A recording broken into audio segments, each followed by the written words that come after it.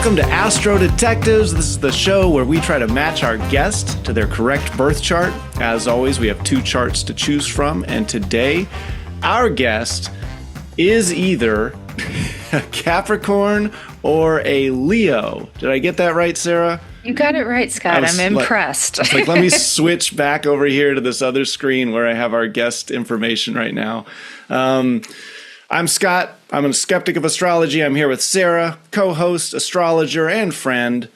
Welcome to the podcast again, Sarah. Here we sit with another challenge in front of us. How do you feel about Leos and Capricorns, and how are we going to figure out if our guest is one or the other? Yeah, well, these are 2 signs which are very different from each other in a lot of ways. But I would say one thing that they have in common is they both like to be the boss, you know? Both of them can be kind of labeled as bossy. Well, that doesn't help us at all. We're looking for the things that are going to set them apart. Yeah. Well, Leo is Leos are all about heart. You know, they're very heart-centered. They're like, you know, the performer. They really they have a lot of charisma. It just exudes. They have a big energy. Riz, typically, as the kids say. They have Riz, you know. We need to get this podcast into the younger demographic. So if you could use words like Riz a little bit more, I would appreciate it. You know, just side note, my ChatGPT started using some of those Gen Z words and I had to stop it. I was like, no, please do not. That is so annoying. Yeah, Leos are very... you know, heart-centered. They often get into acting or the arts because they really like self-expression and performance. They can also get into positions of leadership. Now, our Capricorn also... I was thinking about Leos, like when you talk about them wanting to take the stage in our own lives. Do we have like some Leo tendencies, or where do you feel like you're at your most Leo? I almost wonder if this podcast is a little bit Leo of us. Oh, yeah. Yeah. I have some Leo placements. I have Jupiter and Mercury in Leo. But I mean, just like personality-wise, regardless of placements. I'm getting there. Okay. Like, you don't need to justify it with, I have Leo in my chart. Our audience. I've got some Leo, okay? I like, you know, Leos I feel like I like, you know, I like to be, I don't know. I have a side of me that I can be really funny and loud, and I love to laugh, and, you know, and I do love to talk, you know, and so having Mercury, the planet of communication, in Leo, sometimes you like can't shut up. So I think that's how I connect with Leo. And I'm very drawn to Leos because it's my descendant. See, I felt like Geminis were the ones who love to talk. I thought Leos were the ones who wanted to like perform, like give me the spotlight. I'm going, like, look at me. You're on to something because Mercury rules Gemini. So Mercury and Gemini have to do with communication and talking. But when I have my talking planet in the sign of look at me, you know, especially with Jupiter there. Mm-hmm. So, well, yeah, I like that we get to have our little like Leo moment in the sun. Well, what about you? Do you like the spotlight, the limelight? That's the funny thing is every now and then, if I know what I'm doing and I feel confident in what I'm doing, then yes. But most of the time, I am perfectly happy having somebody else do something because then I get to watch it and enjoy it, and it's usually like new. I like to sit back and listen a little bit more because I already know everything that I'm going to say. So I'll typically only jump in if I feel like I'm really contributing something, or if there's like a lull. But yeah, if I really feel like I'm contributing something, I do lean into it. But do you like that? Like everyone look at me or listen to me or give me attention? Are you like attention seeking in any way? Rarely. I've been off social media for 10 years now. Time flies. But yeah, that's our Leo Leo summary. What about this Capricorn over here? All right. Well, talk about boss energy. Like I could see both Leo and Capricorn vying for, being in the position of authority, but Capricorn isn't interested in the limelight. They're more kind of reserved and kind of just watching. They're, ruled by Saturn, which is so opposite of Leo, which is ruled by the sun. Saturn is like kind of, like yeah, it's more about they're more focused on achievement and career and advancing themselves, even if they're not, working, even if it's like someone who's more, doesn't necessarily have a profession, but they're still going to be achievement focused in some way. They like being the authority and they're so it's an earth sign, so it's not so much given to being showy. It's more about what is useful, what's practical, and things like that. In terms of Capricorn, I feel like I don't know that I have the work ethic of a Capricorn, but I do like to look at my finances a lot. And I do like to make little moves financially here and there to try and get a little bit more payoff, and that to me is like little brick by brick Capricorn stacking up, and a lot of careful, steady financial moves that I think would be Capricorn-ish. That's what comes to mind when I think of things that make me a little like Capricornish. Mm-hmm. What about you? Well, I definitely relate to Capricorn, even though I don't have any planets there, but I am an Aquarius rising. So, and a Virgo. So I do feel like akin to those feelings of wanting to be very practical and logical. And I do like if there's like a goal or to like, I like achieving, and like that feeling of like, I don't know, working towards a big goal and then like pulling it off and being impressive or something like that, I feel like is kind of a Capricorn type of, I don't know. Yeah, when that goat finally gets to the top of the mountain. Yeah, it's that really sea satisfying. Goat. I've always wondered, how does a sea goat climb a mountain though? Right? He's got little flippers, right? I know. Doesn't he look like a mermaid? He's flopping up the mountain.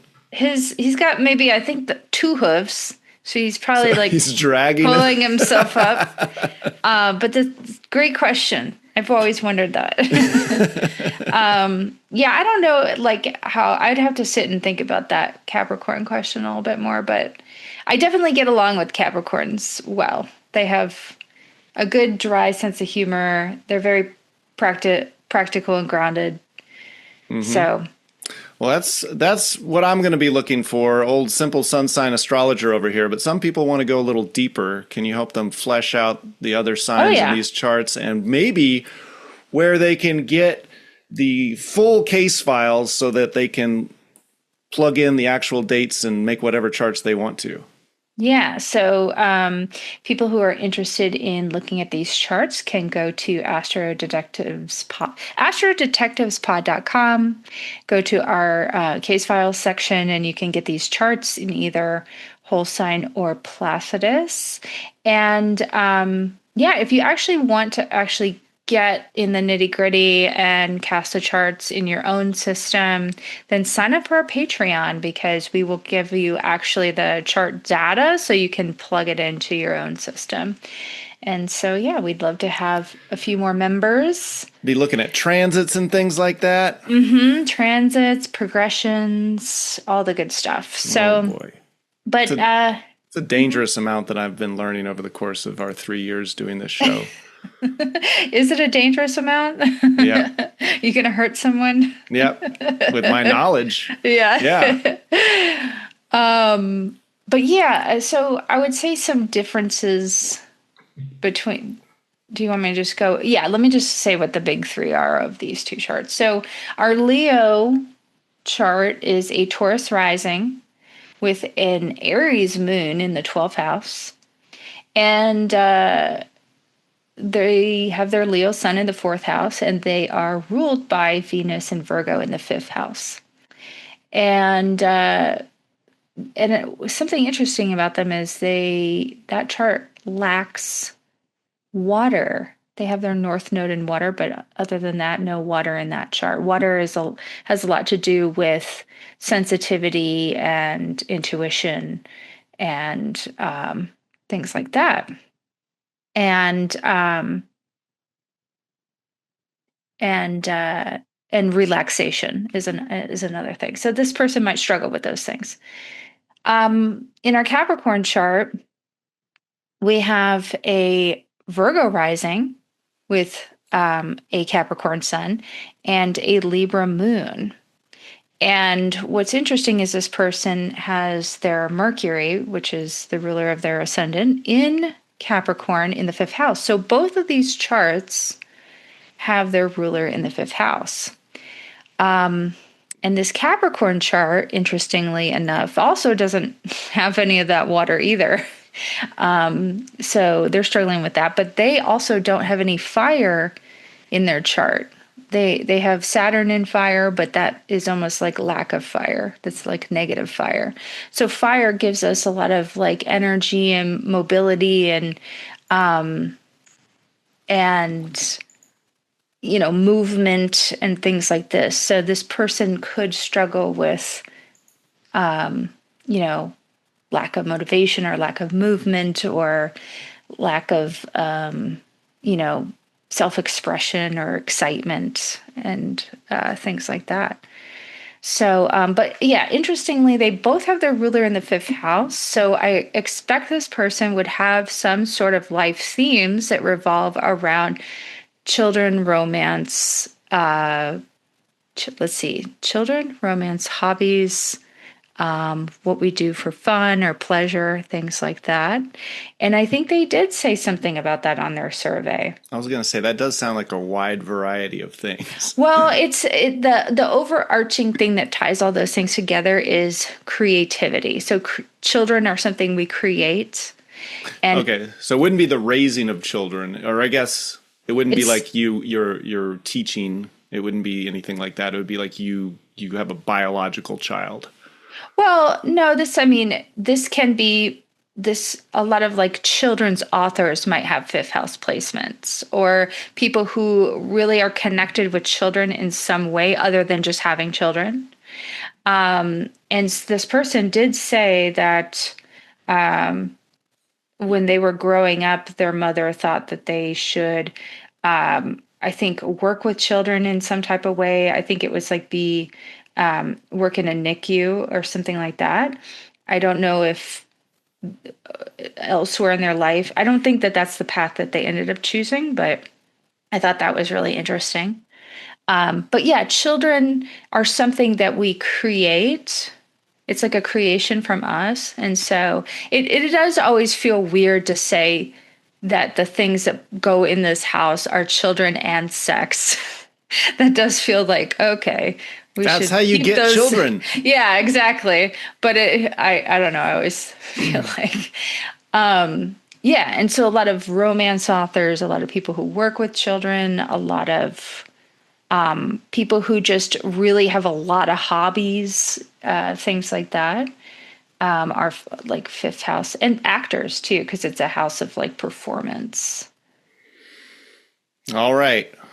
We live to create. Yes. And here we are creating another gold masterpiece of astrological learning and testing our knowledge. Okay. And the audience is too. Sarah arrives to just sit back and watch this transition to the commercial. And we hope that you guys are all buckled in with your charts ready. You're ready for the guest. We've said all we can. We really nailed this intro. And we'll be right back with our guest this week after these messages. Hey, listeners. We're not just a podcast that tests astrology. We're an independent detective agency. That means we rely on you to help us keep the show running. Exactly. By joining AstroDetectives on Patreon, you can support our mission to finally prove astrology is real. Or, completely debunk it. Here we go again. One thing we can agree on, AstroDetectives is the only place you'll find astrologers and skeptics working together like a buddy cop movie you didn't know you needed. And trust me, detective work takes time. Gathering evidence, late night stakeouts, solving cases, especially when Mercury's retrograde. Okay, you can't blame Mercury. The first step is easy and free. Just follow Astro Detectives on Patreon to get access to our debrief episodes where the conversation continues after each case ends. We break down what went right and what went wrong. And if you want to fast track your training, become a rookie detective for only $3 a month. You'll unlock exclusive bonus episodes, plus early releases and the top secret case files sent straight to your inbox. Or for just $1 a month, we'll make you an Astro intern. No compensation per se, but hey, you'll gain valuable detective experience and that warm fuzzy feeling knowing you're helping us keep the lights on. So if you like what we're doing and want to support us, head over to patreon.com/astrodetectives and join the investigation today. Welcome back, everyone. We are here with our guest this week, Dalila. Welcome to Astro Detectives. Thank you so much. I'm happy to be here. We're going to ask you some questions. I'm going to get things started. Then later I'll turn it over to Sarah. But we always like to start with, where are you joining us from today? I am joining from Brooklyn today. Brooklyn. All right. Have you always been an East Coaster, or any relationship with Brooklyn specifically? How is it? I just moved here actually in November of 25 last year. I was going to say 24, and then I was like, that was not when I moved here. But yeah, I'm from the East Coast. I'm from Jersey, so not too far away. And I've lived in, I guess, the tri-state most of my life. I lived in Cambodia a few years back. Oh, yeah. Fun. So that was cool. And then that was for like a year, and then I came back to the U.S., and then I went to law school, and now I'm in Brooklyn. Now, when you mentioned moving last year, it sounds like you've moved around a little bit, but if you were to say like the theme of the last 12 months, would it be moving, or was anything else big going on in your life that would overtake a big move like that?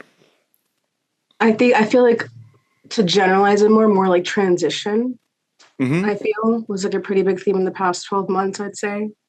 Well, see, yeah, that's good. That's an even wider word that can encompass a move.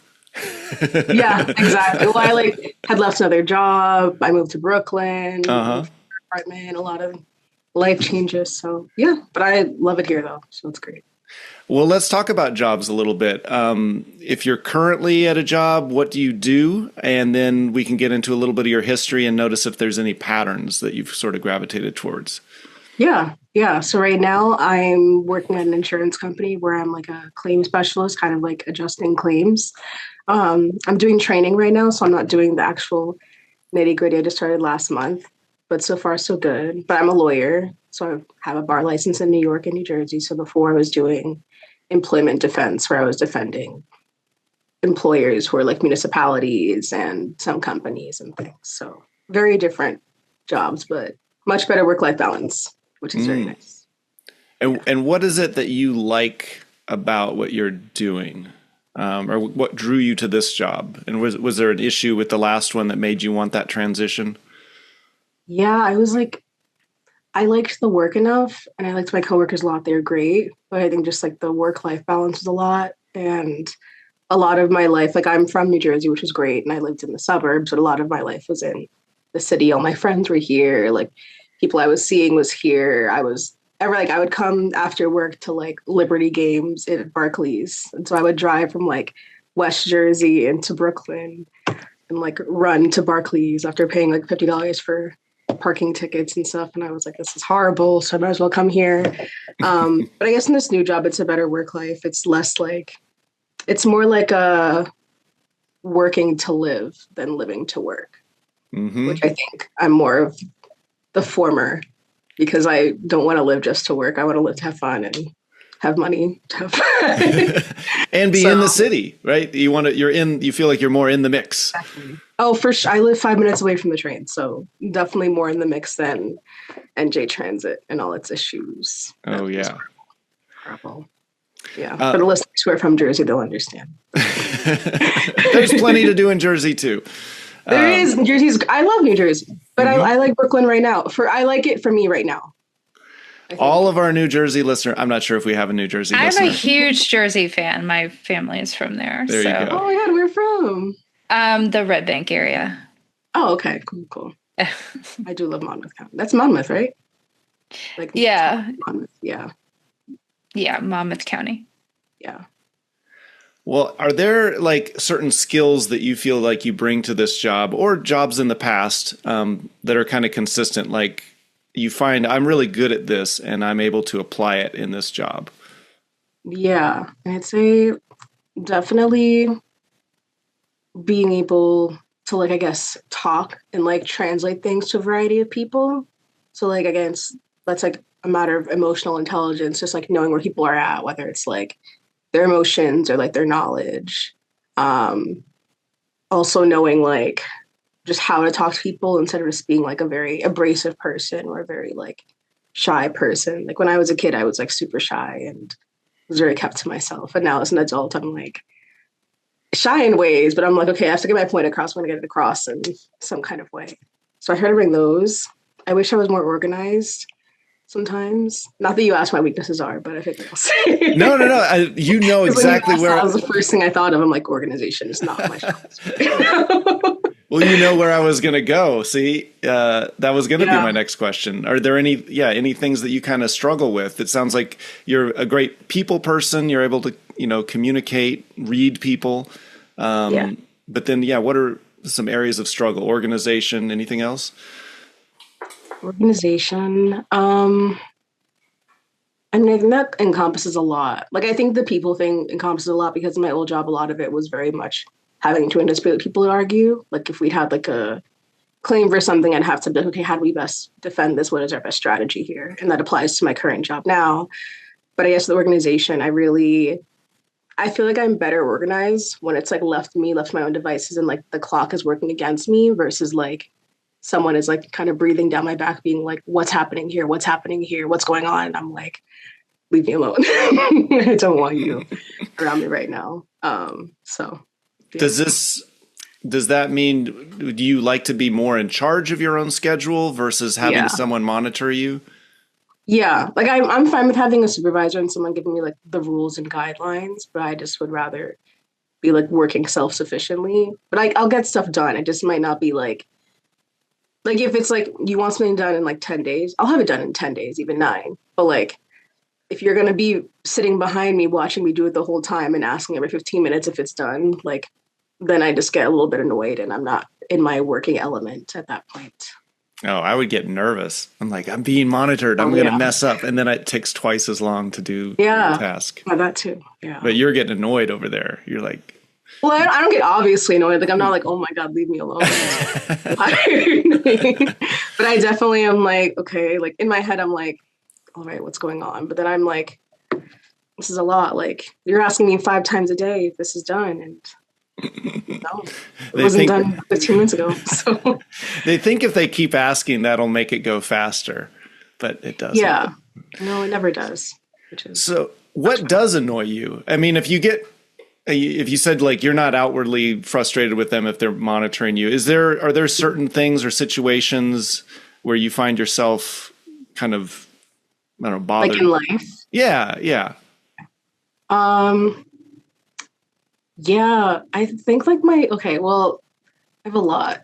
There we go. I'd say my biggest pet peeve, I would say definitely, this is like, I'm starting like small, I'm going big. All right. My smallest one, I would say, is people who cough with like their mouths not closed or like their mouths not covered. I hate that. I hate that. And someone had did it to me when I was on the train a few days ago, and it just like set me off for the rest of the week. I was like, this is not good. And also it gets people sick that way. And we had COVID 6 years ago. Like, let's not do that. When we had COVID and people were wearing masks, I would see people lift their mask. Yeah. To sneeze, oh my gosh. And then put their mask back on. And I'm thinking, do you not understand what the point of the mask is? Literally, like I remember I would do Instacart at the supermarket during it. And people were just like lifting it in the supermarket when they were looking at things. And I'm like, are you serious? That's the worst thing you could do. Like you're like looking at the bananas and you're like, oh, now the bananas have COVID possibly. It's like, oh, I see. You're lifting your mask because you don't want to breathe in your cough. So instead, you're going to spread it to us. Okay. Exactly. Yeah. Everyone else has to be sick too. If they're sick. but still, no one knows. So that's like my smaller one.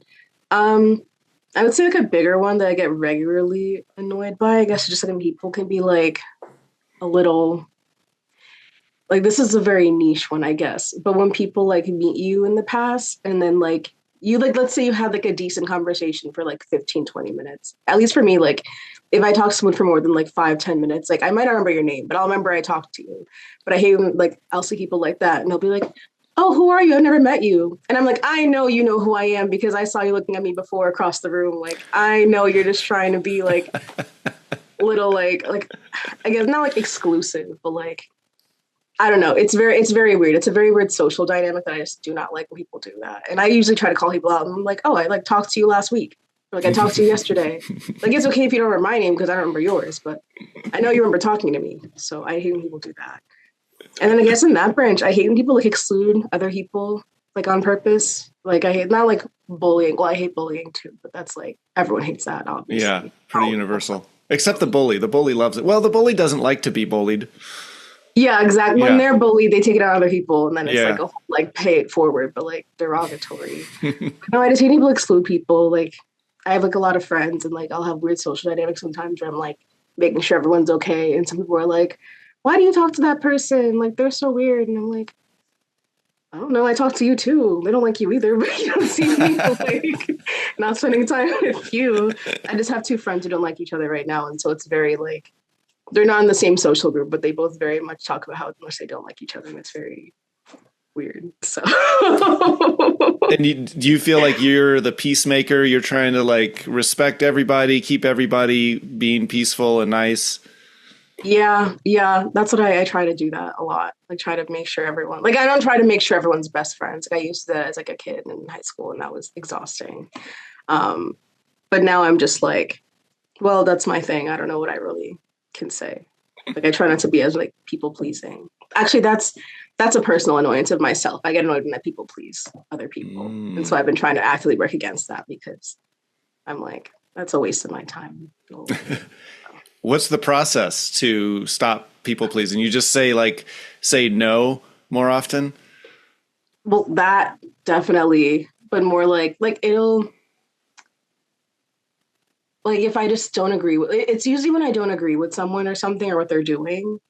And I think I do it with some friends more than others, which is not fair to some friends because I'll just be like, "That's really dumb of you." And then I feel like I'm bullying them a little bit and I feel really bad, but I won't say it, which is my problem with myself. But other people, I'll be like, "Oh, like if I'm people pleasing, I'll be like, 'You're so right. Like, you should definitely do that. That's what you want to do." And then I'm like, it comes back to bite later. And the worst part is that I have to hear about it biting them in the ass later. And I'm like, well, if you said something before, instead of just like nodding along, it wouldn't have happened. So now I'm very much like trying to be like, this is my opinion and I don't want to hold it in because I know I'm going to get mad about it later that you do this. So I'm just going to say it now. And like, I'll be scared because I'm like, what about the blowback? But then people are like, "You know what?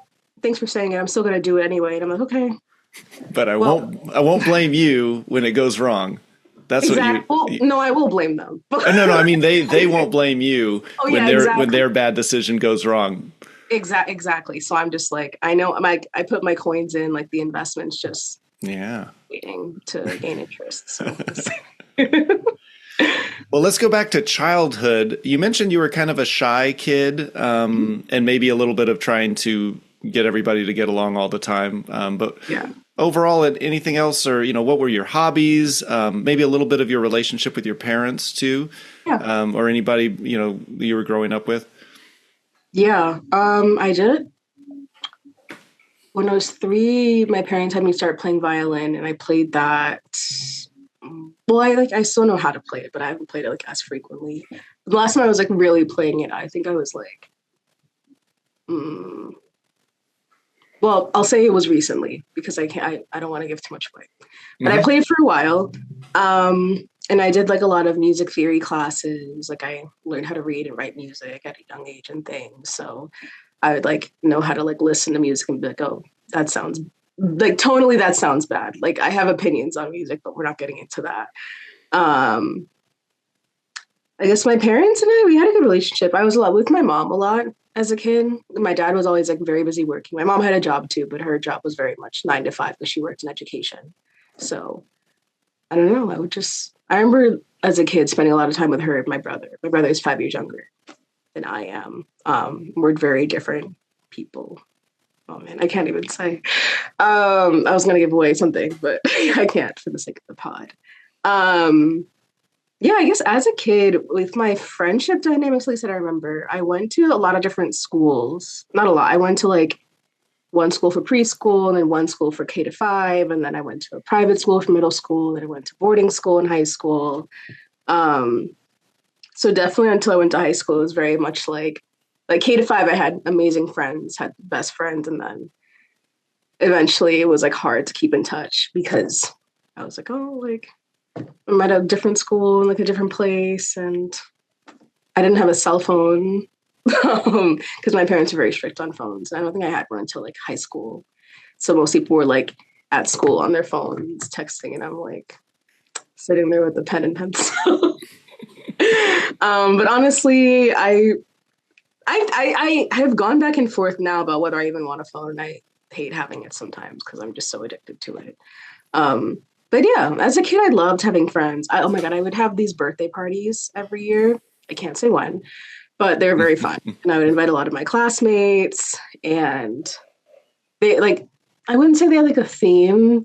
My mom would always plan it, but they were like I remember one year there was like a really popular movie at the time, and we went to like a hotel and had like a sleepover, and there was like a pool, and we were all in the pool, and then we like watched the movie after and stuff, and that was really cool. And another one, we went to like New York City, and I don't remember what we did. No, I do. We went to Dave and Buster's and Cold Stone. I like confuse it with like I for some reason confused it with a recent birthday I had. Yeah. Like all right, well, we'll get off the birthdays because that's dangerous territory. No, but yeah. it sounds like you enjoyed your group of friends and you had solid time, like bringing people together and making. Your mom would make the plan, so it wasn't that you liked the planning, but you did like the community. I like the showing up. Yeah, the showing up and enjoying it. Yeah.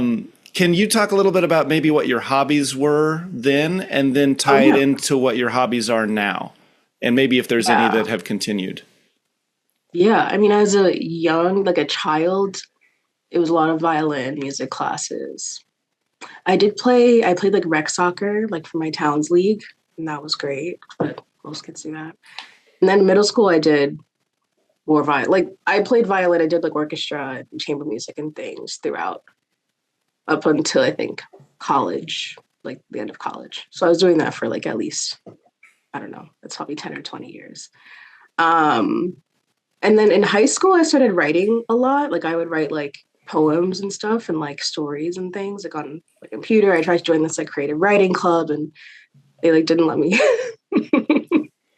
which was so weird. But then I eventually got a poem published randomly. I don't remember how I did that. I remember doing it because I like showed it to my history teacher at the time, and he was like really proud of me and like bought a copy of the little journal my poem was in, which was really nice. And I don't even remember what I wrote about. I remember the title was called The Plum, but I could not tell you what was in that poem. And then I went to college and I like had stopped writing as much. I don't remember why. I think I was very much just like, I'm trying different things. Like, I don't need to do this poetry stuff. A lot of the poetry people were very much like classic, like garden-y people, like people who hung out. We had like a garden on campus and they would hang out there and do poetry sessions. And I was like, I don't want to be outside. I'm an inside person. I'm a mix now. I'm like an omnivore, I guess, of environments now. But now I've gotten a lot back into creative writing, especially as of recently. So that's been really nice. And that's something I'm trying to, like, I guess, build upon more. And I want to get back into playing more instruments. Like I've had a big, like, yearning to play guitar as of like, I guess for a year. And I keep like telling myself I'm going to do lessons. And then I keep being like, oh, but I have to buy a guitar and delaying it. But I'm going to do it before the end of this year. So I have a lot of time. I have like 11 months to do. And what is the motivation behind whether it's the poetry or whether it's the music, you're creating, but are you, is it for the approval of an audience? Is it because, you enjoy the outcome? Like can you kind of talk about what drives you there? Yeah, that's a good question. When I was a kid, I think it was, or like I guess a teenager more so. When I would write poems, then it was more for an audience. Like I remember distinctly writing them, but being like, how would this sound if I had to share it with someone? And I remember I would write like random, like I had an ongoing story I was writing in like my laptop that was like some like young adult-esque novel thing. And I remember I had a password on it and I lost the password. So I've never seen the story since. It's been like 10 years, which is so sad. But I think at that time, that was what I was fully writing for myself. Like I would go back and like read it when I didn't feel like writing and just be like, oh my God, free entertainment that I've made myself. Um, and now I like have taken some, like I've been in like a poetry group as of recently. And I've done some creative writing classes that I'm like very much doing for myself. But in a way, I'm also like I think sometimes I'm like, I remember at a point when I was in high school, I was like, I want to do this for the rest of my life. But everyone around me was like, that's not feasible. And so then I was like, you guys are right. But then I was in college and I was a sociology and psychology major. And I did a thesis on like, it was like a effects of higher education on like adolescence. And I did surveys and things and got to write.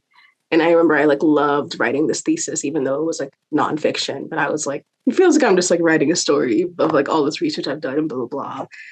And now I'm like, I miss that. Just writing things for my own enjoyment and like just putting things together of my own creation. So I forgot what your question was, but I hope that What motivates you to do some of that creative work? me. Oh, yeah. that was for myself. I mean, I had to do it because I had to graduate. So that was part of that.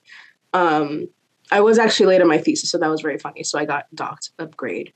But that was fully for myself. Like I had written that and I remember I got to present it in college and that was like cool because I got to present my own thoughts and things and work that I completely did myself. And so now getting back into creative writing and poetry, but especially like a bigger leaning on like creative writing and stories.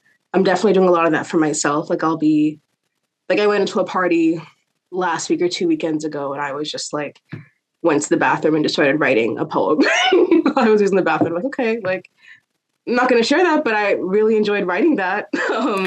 You weren't writing it on the wall, were you? Because I've seen some of those poems. No, this was a personal like paper that you. It was on my phone. On your phone. Okay, much better, much better. Oh my, yeah. No, people shouldn't write on the walls in the bathroom. I enjoy reading the stuff on the walls in the bathroom. But I never want to be like I'll see Instagram posts from the bar as being like, we don't care, don't post this on here. And I'm like, yeah, we don't care. As I'm like taking pictures of the stuff people write in the bathroom stalls. Like, this is hilarious. But no, usually now I think I do a lot more for myself. And I feel like that's part of like becoming older and being less like, look at me validation at like a young teenage age. Are you a rule follower? Like you would never write on a bathroom stall or break, some somewhat minor rules, but still, does that like the idea of graffiti, does it turn you off? Or is it like, it's not a big deal? Oh, well, it's more like I would do it at a place that I like, as a sober-minded person, I would do it at a place that I know I wouldn't go to again. I'd probably do it there. So I just don't want to get caught. Yeah. And maybe it's at the place. I'm like, I'm not going to do it there, especially if it's like, I know that it's like it'll cost a lot of money to repaint it or something. Or other like little things, like jaywalking or there's some, how do you feel about some of these like minor wrongdoings? Do you still follow those rules? Or are you like, come on, why is that rule there? No, I'll jaywalk, but that's because it's Brooklyn. Like everyone will jaywalk, but I don't like littering. Like if I litter like because I'm in a rush to get somewhere, like I'll feel really bad about it. But like if I like toss a can and I think it's gonna make it and I miss, I'm not gonna just leave it there. I'll go run and get it, even if it's across the street. I feel bad because I don't want to kill the environment. Like my one soda can's gonna really murder a family of sea turtles in like Long Beach, California. But I guess generally though, I would say I'm a rule follower. I guess I feel like every year I become less and less of one. Like as a kid, I was like Like, I was a teacher's pet. I was like, guys, we can't do this. They're having a bad day. Like, we need to be quiet so we can go home. They're asking us to be quiet, and people will be like, shut up. And I'm like, no. My teachers love me though. But no, I guess now, like, as like stuff has happened in my life, I'm just like, sometimes these rules actually don't matter because like I follow them, but like 30 other people probably won't. So like like I'll have this balance in my head where I'm like, if I don't follow it today, I'll follow it like 5 more times, so it'll balance out. And like I'll pick one to like not follow. Like jaywalking doesn't consider like a rule to me, but I don't know. So you're doing the math in your head. You're like, percentage wise, I'm still 80% good if I go ahead and break this one rule. Okay, so that's fine. It's like have you seen The Good Place? Yes, your score goes up and down. Exactly.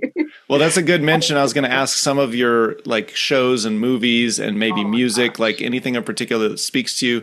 And then I'll turn it over to Sarah for some follow-up questions. But I do want to hear kind of your media intake. What do you like to watch and listen to? Well, I have a letterbox, so I like to try to log all the movies I watch. I wish there was one for TV shows because I would do that too. I can go with my movie. I can say like my 4. I can say my letterbox 4 actually. It's a very eclectic mix. I don't even know what a letterbox 4 is. What is this? It's like your 4 favorite movies. Is that coming from somewhere in particular? Like, what is letterbox? It's like Letterboxd is like an app where you review and rate movies on there and stuff. It's like a social media app to review movies. Okay. So you're active on there. You like that app? All right. Mm-hmm. Yeah. So my 4 are Nickel Boys. It was a movie that came out, I think, early last year or late 2024. It was a movie about these 2 like African-American adolescents at like a imprisonment camp in Florida, which was a really great movie. It was also a book. I haven't read the book yet. I have it next to me. I've had it for 3 years and I haven't opened it. That's okay. I have The Sound of Music, obviously classic, amazing film. I have The Cat in the Hat, the live action version with Mike Myers and Dakota Fanning. And Alec Baldwin, funnily enough. And then the last one is Clue from the 80s with Tim Curry. I love that movie. I love that. I love a good mystery, like whether it's comedic or not. Like I love that show. But anytime like I could be watching, I don't know, like a reality TV show and someone's like, oh, there's a really good mystery show out or something. I'm like, I'll drop it and go and do that. I love watching mystery shows. I like a nice police procedural even. Not ones nowadays. They're not very well written, I'm going to be honest. Like Law & Order that came out in the 90s is excellent TV. Like really well written. Yeah, I guess like my type of shows though is very all over the place. I'm not going to lie. Like I watch Law & Order for fun. SVU. I watch the 911 shows that used to be on Fox, but now are on ABC. Like it's some of the dumbest stuff ever written, but it's really entertaining. Like they had, what's her name?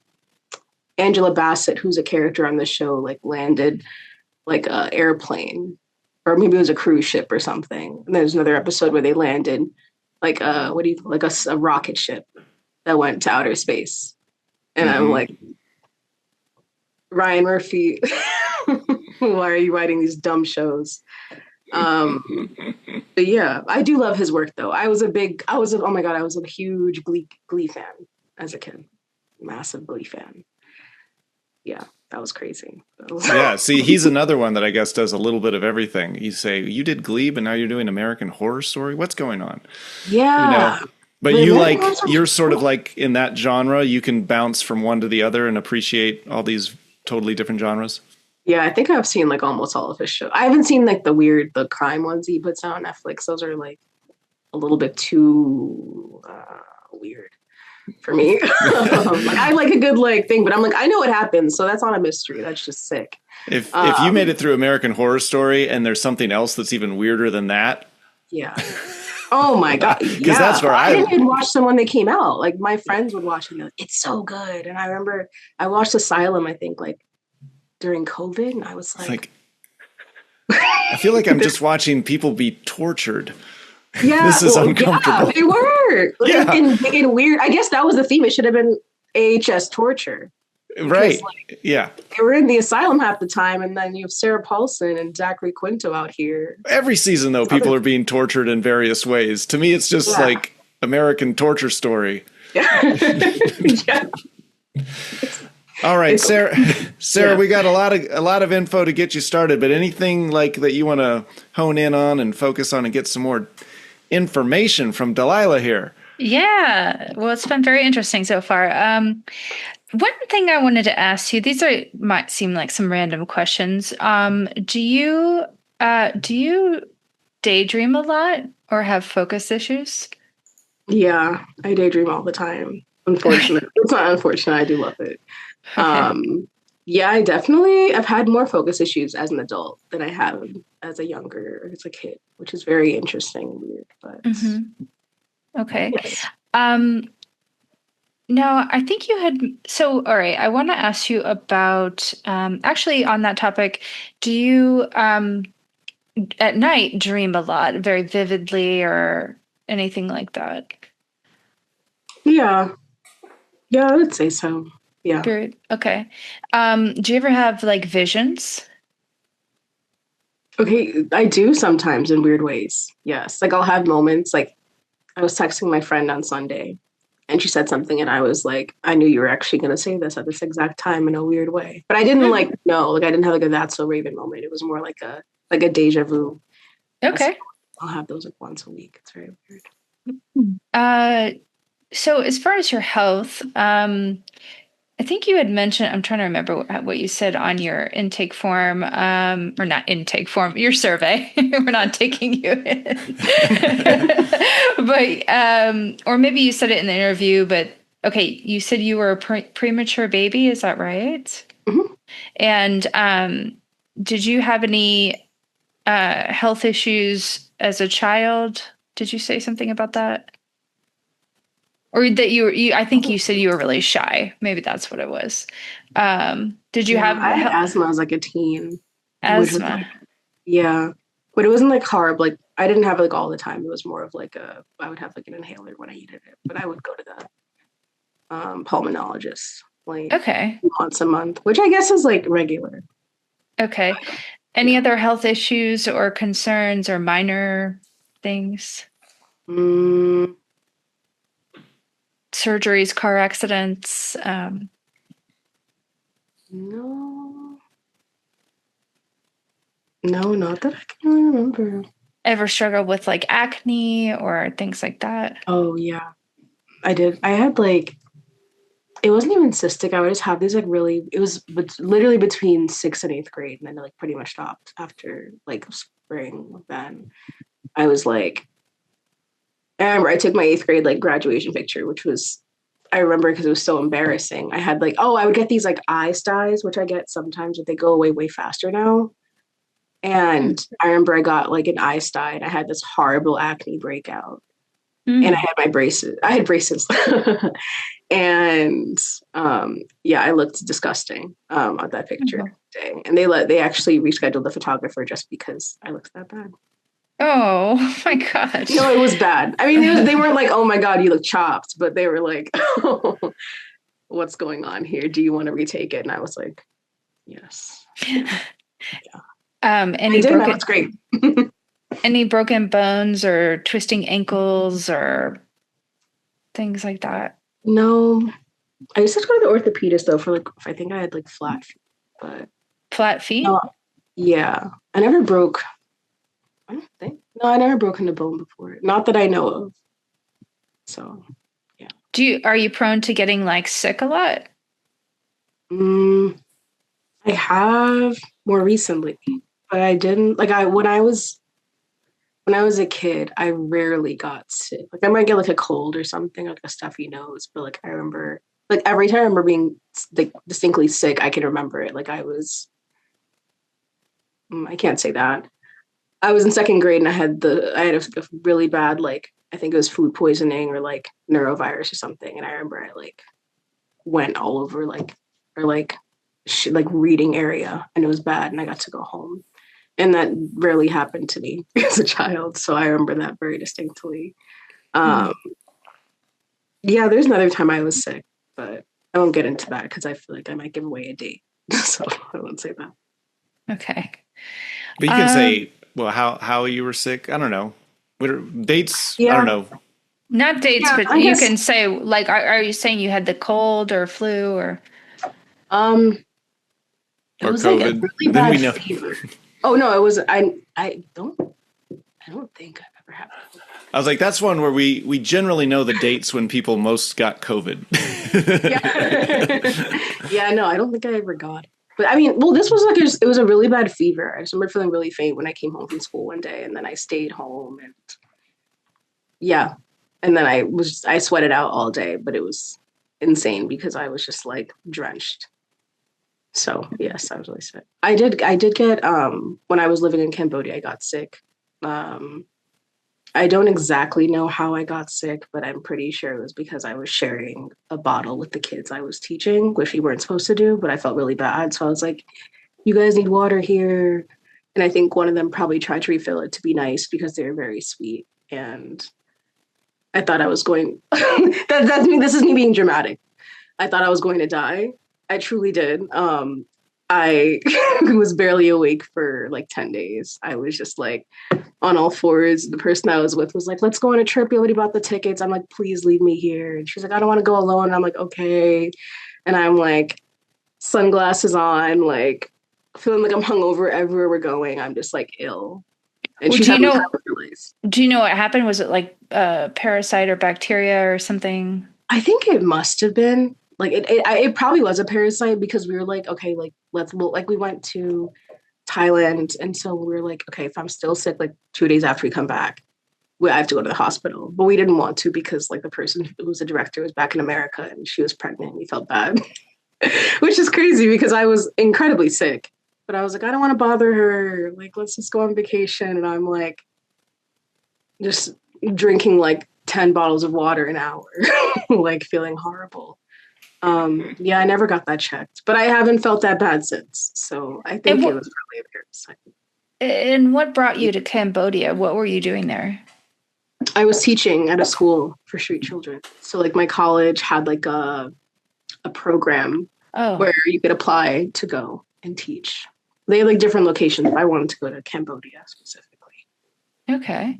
Interesting. Um, and okay. Other questions. Do you have any resolutions this year or goals? Um, I do. I made a list actually, but Yeah. I'll share. I could share some. Just share your one or two. Yeah. Well, I know number one is like I wanted like to be a lot more creative this year because I feel like I mean so far I feel like I have, but like I still have again 11 months to go. But I feel like I've like kind of lost like not my spark for it because I've been wanting to do it, but I've been very like procrastinating in the past like few years. And so now I'm kind of like, okay, like I have more time to do it. I have a lot more desire to do it. Like it's something I really want to do. Um, I can't find the list, so I'm not gonna take too much time on that. That's okay. Um, yeah, I think I just want to do a lot more creative Mhm. things and be more outside and have more, I guess, yeah, have more fun with something on my list too. Do you have a sweet tooth? Yeah, but I'm kind of kicking it now. Okay. Good. What are some of your favorite desserts? Mm, okay, it's not like as much desserts anymore, I would say. Like I love a good like sour thing. Like a nice like sour straw or like a Mike and Ike or something. Like when I was a kid, I used to like love like my grandma made this like chocolate cake, and I still don't know if she had actually made it or she got it from Stop and Shop because I went with her once and we went to Stop and Shop and she got the same one, and then I was like, this tastes the exact same as the one you've been making this whole time. So I don't know. But no, as an adult, I've been a lot more of like I think candy just like convenient. I'll just go and get it. But now I'm like I went grocery shopping earlier and I was okay. We're not getting any of that today. We're getting proteins and vegetables. Um, Do you have a hard time making changes and adjustments, or are you good at being flexible, adaptable? Hmm. Yeah, I was gonna lie and say I didn't, but I think I do. You have to tell us the truth. I know. I was lying to myself. Not to you guys on purpose. I was gonna be like, no, not really. But I feel like I do. Like I feel like I'm very good at like influencing others to make changes and being like, it's easy, I can do it. And then like I have to do it and I'm like, this is Let horrible. me phrase it a different way, because I think we all kind of get there's different kinds of meanings to that. I get my question, I guess. Like, yeah, it's hard to make like positive changes, like, an exercise routine, for example. But what about when it comes to like, are you kind of stubborn with like a change of plans? The group wants to Oh do this instead. Are you kind of like frustrated by, or are you very easygoing? no, I don't. I hate when people cancel or change plans last. Yeah, no, actually I'm not good with that. I hate when people change plans last minute. I do. But but do you do something about the? You say no, I'm not going to do it, or you? Well, like that happened to me recently. Like I was doing girls' night out with friends, and everyone was like, "Okay, we're doing 8," and I'm like, "Okay, I have time to get a movie. I'll come a little late. It'll be perfect." And then I was the earliest one there, even though I came like 40 minutes after the scheduled start time. And they were like, "Yeah, sorry, dinner's just going really late." And I'm like, "Okay." And I guess in that case, I wasn't the one changing. I was just like waiting for everyone else because they suddenly changed the plans on me, and I did not like that because I was like, my time is valuable. So like when things like that happen, I like sometimes I'll like voice it if I'm like, okay, I need to like show you guys how I feel because that was real like that was really annoying and messed up. And I told them how I felt and I said it was very rude. But like I went traveling with my friend, a few other friends, like in October, I think, and we like changed plans on the fly, but I wasn't like as frustrated because I didn't. Yeah, I'll say it. It's because I didn't really have much control over it anyway. Like I was very much like a passive like traveler on it, whereas like Okay. it's like if I have like any kind of control in something, and some people are like, "Let's change it," and I'm like, "Why are we doing this now? Why couldn't this have been said before?" Like, not to It's give me not. time to adjust, but I think it's a control Yeah. for me. It sounds like you are frustrated by things like not going to plan, but Yeah. are you more, does your people pleasing tendency weigh out more than there are some people who are just like, they put their foot down and Yeah. they're like have the last word and like, no, guys, we're doing this, or, Yeah. No, I do that sometimes. I haven't done that in a while. I used to do that a lot. I feel maybe no, I like do that. I can't remember the last time I've done it, but I feel like I definitely did it at points like in law school. okay. I remember feeling really bad about it afterwards because I felt like kind of a bitch like saying that. Sorry for the curse word, but like saying or doing that. But like when I was like, I remember in college, I was a lot more like, oh my God, yeah, that's fine. That's totally fine with me. And I'd be like, I'd pull a friend aside when we're going somewhere and I'd be like, so that was so weird how like they changed the plans the last minute, right? Like I'm not the only one annoyed by that, right? Like, didn't that like annoy you when they did that? And they'd be like, no, I was fine. And I'm like, okay, well, I don't need to be talking to you right now. And you move to the next person. Were you annoyed? Oh, Yeah, I'm that like, was pretty someone else messed up. has to be bothered here. Like, I'll find it or I'll make them bothered or something. But yeah, yeah, I'm not great with change actually, in like many fronts. I think I'm good with it when it's like self-initiated and I have to do it in some way. But when it comes to plans, yeah, that should have been on my pet peeve list or my annoyance list. Actually, I do not like people changing plans last minute or Hmm. without my consent, I guess. Yeah. Okay. All right. I think I'm good. Scott? Me too. Okay. We got a Okay. lot of good info here. Now, what we're going to do Oh now, yeah. Delilah, is we put you in the waiting room. Sarah and Okay. I talk it out just for a minute or two, and then we'll bring you back in and see if we're right. All Okay. right. So, Cool. so See you you can soon. take a little break, and we'll see you soon. All right, Sarah. magic time. Yes. How you feeling? I'm feeling good, but I always hate to say that because I never want to be like, I feel great, and then be wrong. That sucks. Yeah, it is fun, like, because we get to a point where we want to get to the truth, but sometimes, even like Dalila was saying, she's like, sometimes I lie to myself. You know, you say like what you want to be true sometimes. But I think a really good way to tell is when somebody continues talking about a certain thing, that means it is very important to them. And you touched a nerve on the do you get annoyed by changing plans? Because you kept kind of closing the door, and then she was like, no, but seriously, I get annoyed by that. I don't feel like I phrased my question correctly or like communicated it right. And so I kind of have to read between the lines there. But there are some people who are just so stubborn and set in their ways that it's really, they're inflexible, And then there are people who are people pleasers and they don't want to rock the boat, even if they're annoyed and frustrated. And I'm kind of putting her in that category. I'm not getting that I think I was trying to paint a picture, and I don't think she's who I was trying to set. Like, there are some people who are just like, cannot deal with change. They're very stubborn and set in their ways and maybe throw a tantrum. I don't know. I was trying to think of a good example, but this was kind of a question I came up with on the fly just as a last-ditch effort to really make sure I was, telling between the two charts. Mm-hmm. Well, I have a feeling my intuition is that we're on the same page. Oh, okay. And I think I might have known where you were trying to steer it. But still being like, no, I want to go with this choice because there's reasons why this choice is the right choice. So that's my guess. Yeah. Did you want to say something before we reveal our choices? I was thinking about a friend's child I know, and the change between going to kindergarten the first time and like having to make that change was very difficult for this child. They did not want to change being from home to going to school.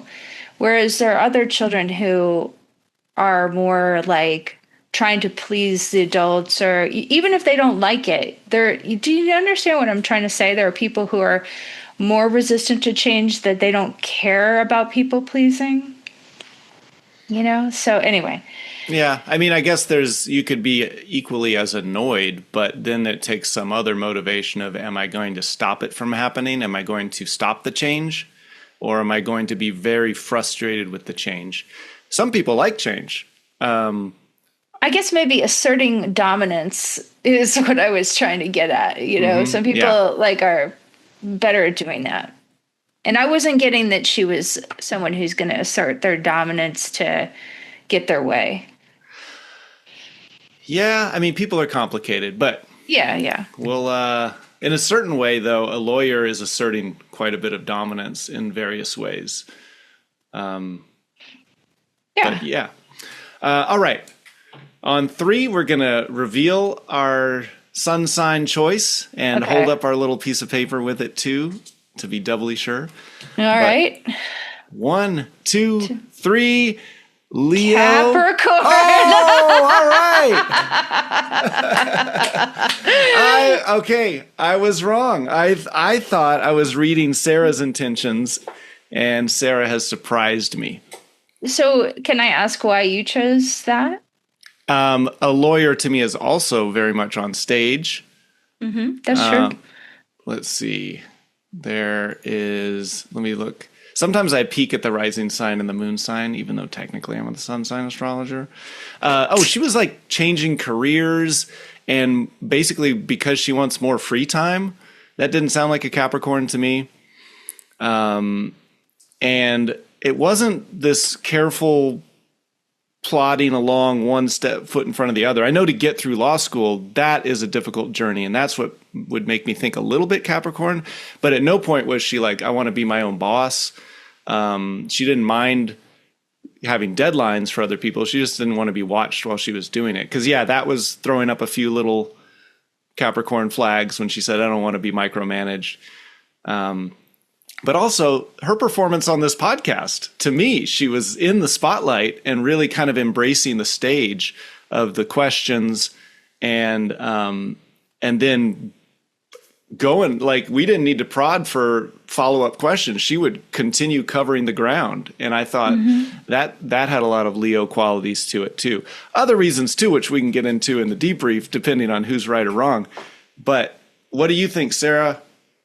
I've really kind of felt that Libra moon coming out. They're very charming and sociable and keeping the peace with the and friends. people pleasing. And Libra is a sign that is a scales, which is the law.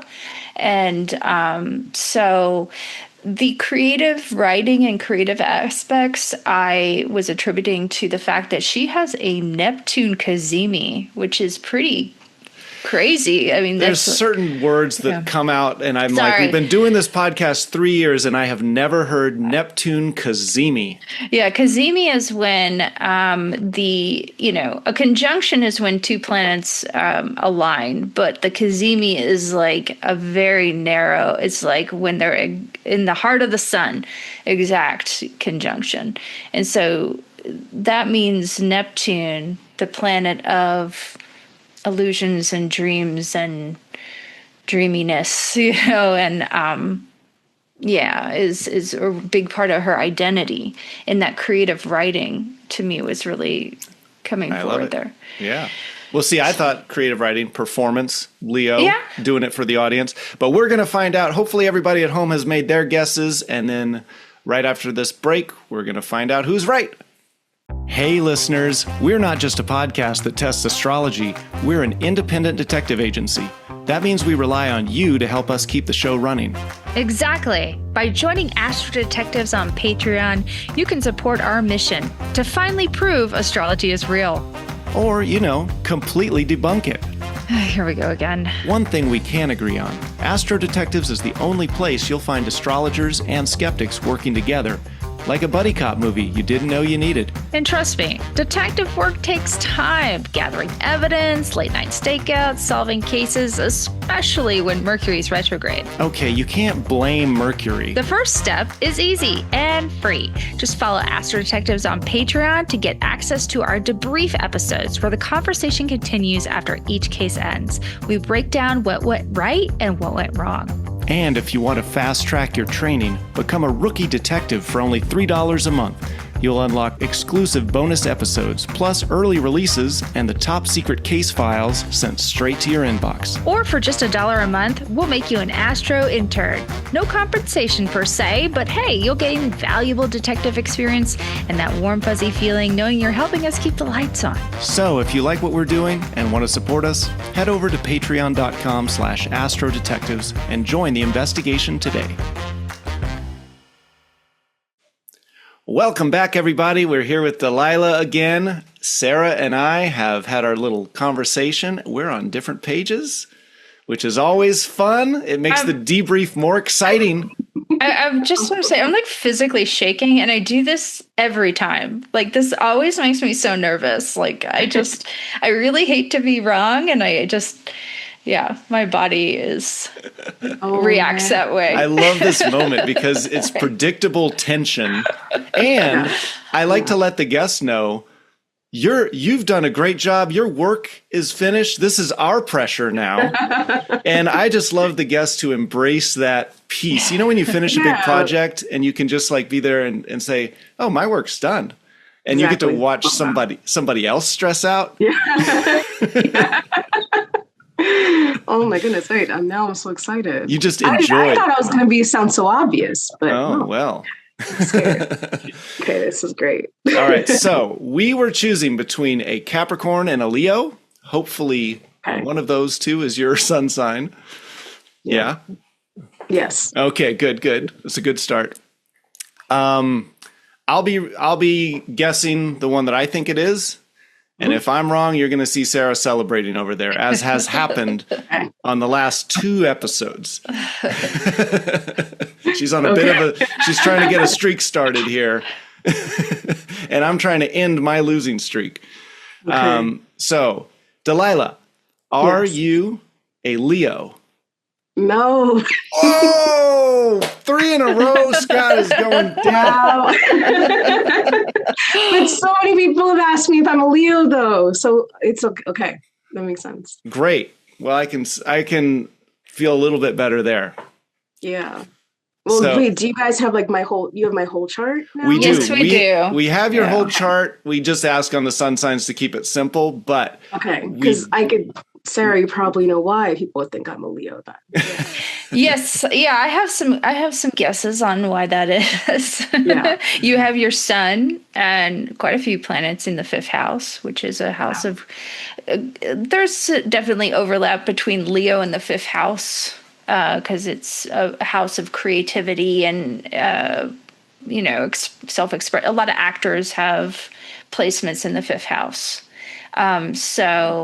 But you have a Neptune Cazimi. I don't know if you've heard of that before, but your sun is conjunct Neptune to almost to the minute. And so when you were born, those 2 planets, so that gives your, purpose and your personality a lot of those Neptune qualities, which is very given to fantasy. That's why I was asking if you had focus issues, because Neptune is very dreamy, spacey, can have visions, fantasy.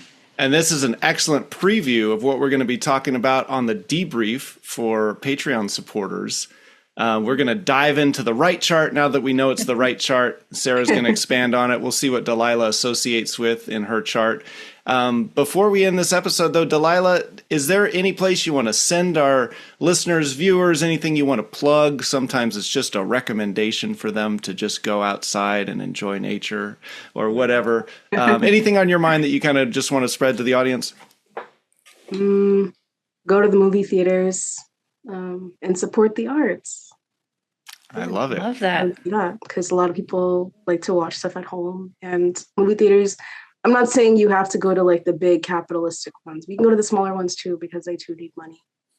So that is my plug, I guess. What, like enjoying a movie together, being present, and on the big screen, it really does make a difference. I was watching some of the Oscar does. contenders at home. There's really good ones this year. Yeah. And I was thinking, I bet this would have been great on the big screen, Yeah. All They'll be right. back out this month. So. Oh, they're all coming back out? Yeah. Oh, good. All right. Well, that's it, everyone. Let us know what you thought by commenting on whatever platform you follow us on. Links to our accounts are in the show notes. As always, thanks to Mike, our IT guy, and his random chartifier thingy for tripping me up once again this week. If you like the show and you want to support it, you can visit patreon.com/AstroDetectives, where this conversation continues on our free Patreon-only debrief. Don't forget to subscribe on your favorite podcast platform or YouTube so you don't miss the next episode. Rate and review and tell your friends. And until next time, this case is closed.